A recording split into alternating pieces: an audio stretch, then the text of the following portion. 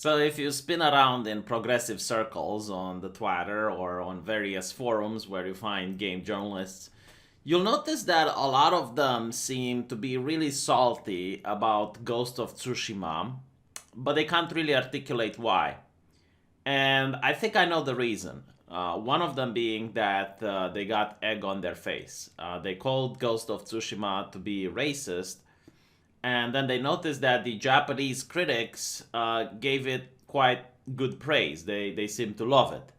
And there was this guy, I think I covered him in This Week is Stupid. He was an Asian American, and he called the game racist. And then a lot of people showed him the criticisms from the actual game journalists in Japan, pointing out that no, it's not racist. So he goes on this Twitter tirade saying how he hates it when white Americans go behind his back to the Japanese. Like he hates it when white Americans go behind the back of Asian Americans to the Japanese to get information of what is racist or what isn't. You know, it's just a parody. It's basically these people are upset that they're not, I suppose, the gatekeepers of racismus, right? Because here's the thing, like when you say that something is racist, most people want to change it. So they will also come to you for suggestions and ideas. Like you gain a lot of power there. You basically take a little wooden box and you sit on top of it, so you're bigger than everyone else, and everyone has to listen to you on how they can improve the industry and what they can do, right? So when you go behind their back and you actually find out that no, it's not racist, you depower these people. You take away power that they could have otherwise had.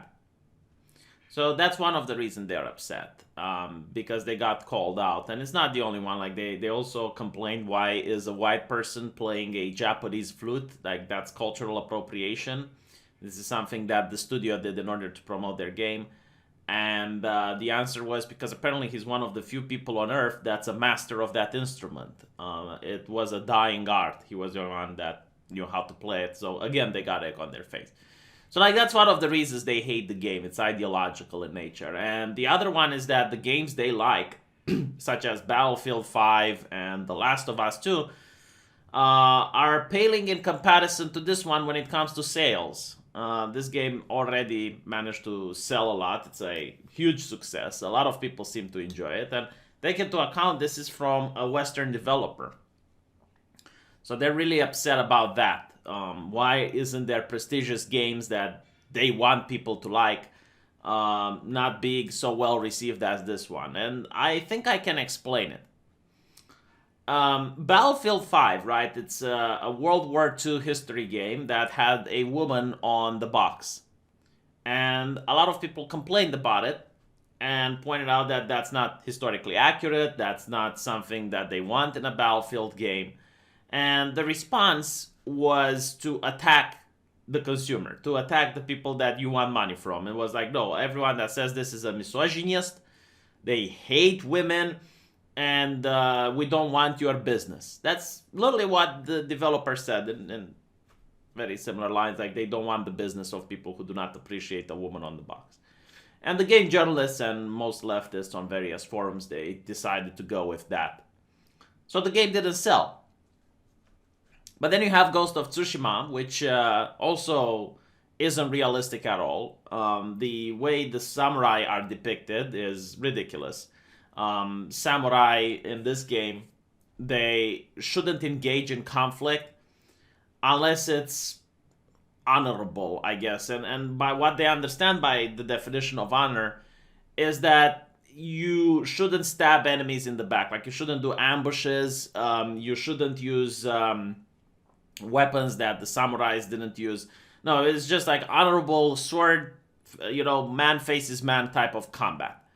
Backstabbing is dishonorable. Stealth is dishonorable. Like any other tactic rather than one person challenging other people and having combat is not okay, right? So it's a very romanticized version of what samurais are. So it's not historical accurate. And you also have women in this game. Very interesting. There's a couple of very strong women, female characters in this game.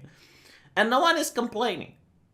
Like, absolutely no one is complaining. And the leftist brain just doesn't seem to grasp why that is. They don't understand. So I think I can do my best in order to explain. So Battlefield 5 was advertised as a game that tries to mimic realism. It was advertised as a game for war enthusiasts. And there was even like this entire segment that they did with Trevor Noah, and it's incredibly cringy, where the developers were advertising the game, and Trevor Noah said that he is a huge Battlefield fan, and that he actually met with a friend of him, which was a military man. And the military man asked Trevor Noah, "Where did you serve?" And he was ashamed. It's like, "No, I didn't serve anywhere. I play Battlefield," right? Because that's where he got like his knowledge of warfare and guns, from a video game. Very cringy, very just like, ugh, like no gamer would say something like that. But that's what they were going with. They were going with realism. And like they were trying to recreate the immersion, because that's what realism is. It's not that the game is realistic, because I hear a lot of small-minded people saying, "Well, the game have a UI, it has a map, and it has a health bar, so of course it's not realistic." It's like, no, realism in video games means immersion. Okay, like you're playing this game and you actually feel like you're in World War II. Like you get the vibe. It makes you immerse in that atmosphere. That's what realism means. And when you see a woman on the front lines of World War II, fighting alongside various men, and she's got like a missing arm and a hook instead of an arm, that takes away from the realistic aspect. Like that destroys the immersion. That's what happens, right? So that's why a lot of people didn't like it. And it's false advertising, basically, right? Like you promise something and you deliver something else. And then it's also the developer saying, like, if you don't agree with their vision, then don't buy their game. And a lot of people were like, "Oh, okay, I'm not going to buy your game now." Meanwhile, Ghost of Tsushima doesn't try to go for the realist aspect. In fact, the developers in various interviews have said so. What they do try to make, however, is a recreation of the Akira Kurosawa movies, which are a romanticized version of that particular time period. So the people playing this game are aware that it is not historically accurate. It's just the romanticized version. It would be, I suppose, in a way like making a Western movie. It doesn't really try to recreate the historical accuracies of the Western world, but it does try to romanticize it and try to have these interesting spectacles that people can enjoy watching it on the screen. Another thing that the developers did here is, like, as I mentioned before, they do have female characters in this game.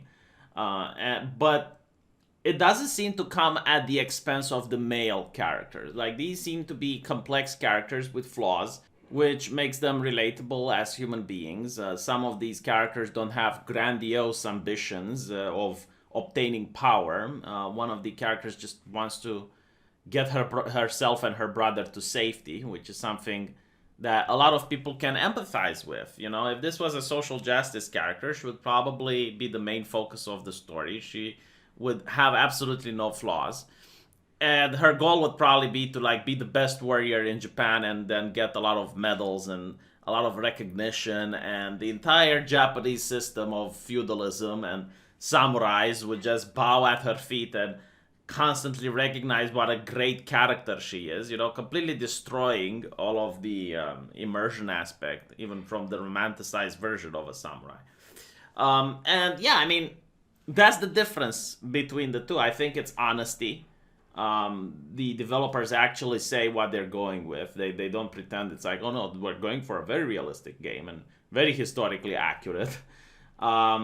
Is the focus on gameplay that the developers also said, like, they wanted the players to feel as if the katana is a very dangerous weapon and makes them feel like they're actually slashing and hacking at people, which is something they managed, I believe. They even got trained swordsmen to explain to them how various fighting styles look and how they should capture the image of two people fighting with swords. And it's the visual details that are also really great. And all of these together make it for a very great game. And finally, this is not a propaganda game, which is what this article is actually complaining about.